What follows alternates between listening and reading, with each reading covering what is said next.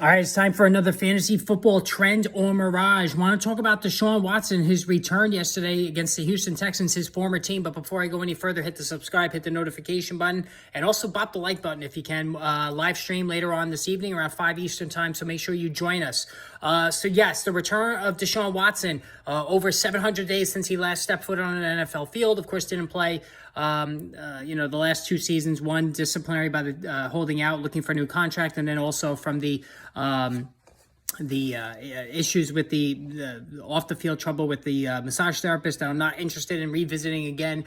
But he did make his return for the Cleveland Browns, week 13 in Houston. So somebody in the league office has a sixth sense of humor, having his return coincide with facing his former team. Now, the results weren't pretty. Now, I said over and over, anybody who heard me over the last week or so, especially in the live streams, I said, do not go with DeShaun Watson this week. He needs to work off for us, even though it's a plush assignment. Well, this is why. 12 of 22 passing, 131 yards, no touchdowns, one interception. He added only 21 rushing yards on 7 attempts. 5.34 fantasy points, a complete abomination, disaster, whatever negative term you could use. So now, suddenly Watson's fantasy owners are probably shaken. They're wondering, is this what's going to happen going forward? Is this a start of a trend, or is this a mirage and he's going to go back to being the top 5 guy he is on talent alone that he has been prior to all the trouble?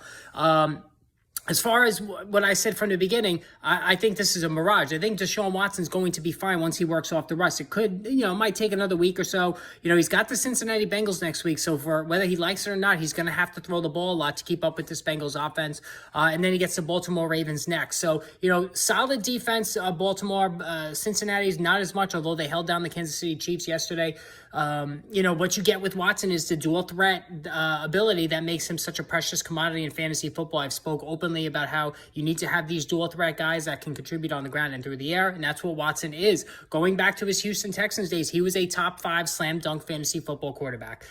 He led the league in passing yardage, in uncanny accuracy, amazingly good touchdown interception ratio, and I don't think he just lost that ability overnight. So again, long time since he played. The speed of the game got to him, maybe nerves, combination of everything, but I think Watson will be okay going forward. If you still have him on your roster and you didn't cut him out of frustration at the end of this game, hold on to him. Maybe wait another week now to see if he looks better against the Bengals in super flex leagues before you throw him out there.